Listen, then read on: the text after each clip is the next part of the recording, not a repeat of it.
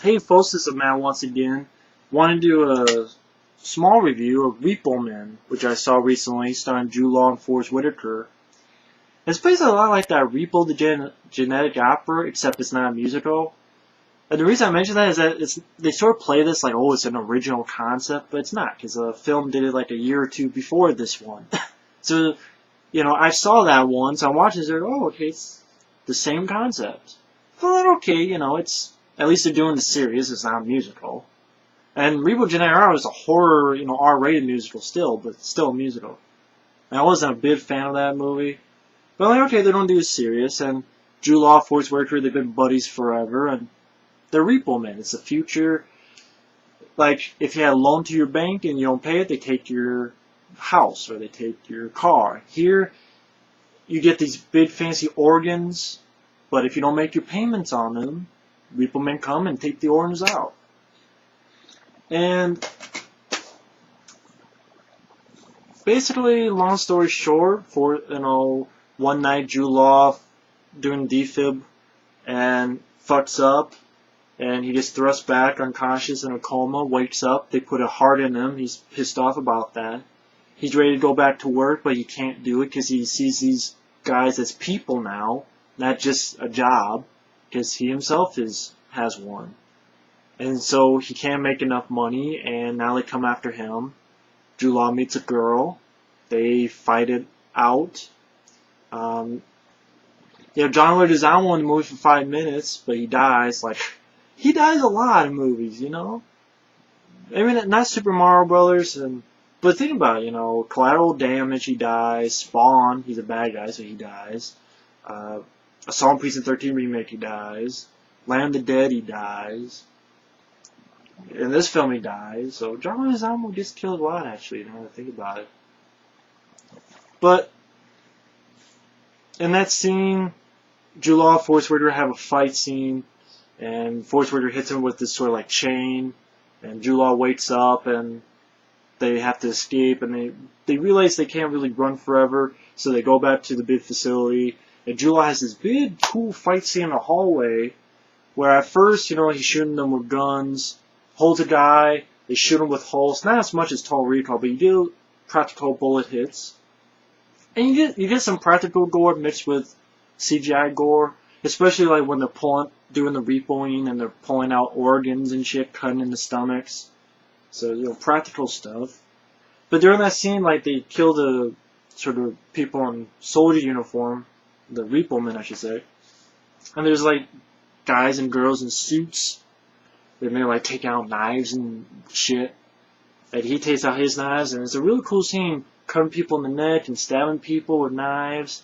And then gets to a point where the girl he's with sort of tosses him a hacksaw, and he uses a hacksaw to cut people's throats. Then grabs a hammer and beats the shit out of one or two guys with it, or at least one guy with it.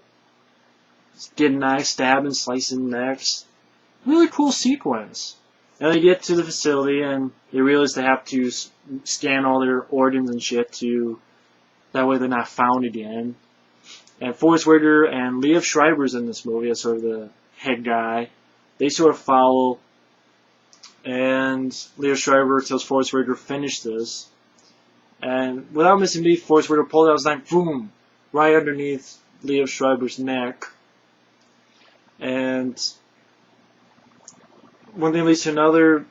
Forrest Whitaker tosses some grenades into this thing that they slide in. It slides into this computer and it blows up.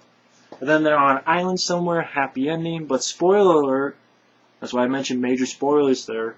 In the ending, you find out that, remember I mentioned that Forrest Whitaker hit the guy in the head, Jude Law in the head? That's an hour into the movie, hour and 10 minutes into the movie. The last half hour or so is all in Jude Law's head. So really, he had brain damage, and they put this neural net, Forrest Whitaker helped pay for, and he asks, what's he thinking? They're like, well, we don't know, but he's happy. And then it flashes back that he's still on the beach, and I guess even on the counter, it's it's a happy ending because he's happy, and I'm like, yeah, but the last half hour was fucking bullshit. Last half hour didn't happen.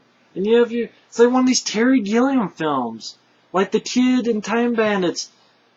Decent film. Then the ending, they blow the kid's parents up, and the kid's all alone by himself. Sean Connery doesn't help his ass. He's no food, no home, no money. Off to be a homeless person.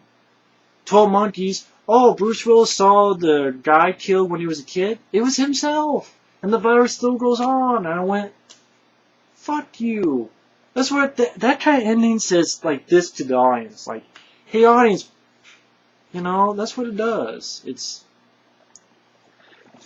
I mean, there were some decent moments in the movie, yeah. I mean, there was good gore, pulling out the organs and, some good practical gore mixed in. Some decent fights. Forrest Whitaker, probably from Ghost Dog and other movies like that. Forrest Whitaker was really solid in the fight scenes, as was Jude Law did good, but I was surprised by Forrest Whitaker, and he did a great job. Forrest Whitaker, Jude Law had a good back and forth, like when Jude Law was explaining about all the times he was knocked out, and they explained like how they were in the military, and they were really excited they were in this tank and shit, and I don't know, just they play off each other well. And they try to do some black comedy in a way, like they're in a cookout, and Forrest Whitaker, we have this job, and Jude Law's like, I don't know, it's like, I'll be back in 2 minutes. He runs back to like the front of the house, and a taxi cab pulls out, because taxi cab's working with him, and there's a guy in the back, and there's Forrest Whitaker in a, apron, with a knife behind him, opens the cab door, tags the guy, gets the organ out, and it's like, okay, that's different. But the ending kills it. Again, I've seen this concept before, so it's not original. And it's very hard to like these two guys, and the fact that what they're doing is repulsive. These guys they grab. It's not like Equilibrium, where Christian Bale, they were under this influence of a drug that showed no emotions.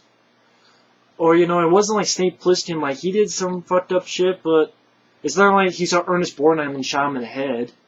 Or he saw Adrienne Barbeau and raped her. He wasn't that far gone. He still did some decent stuff.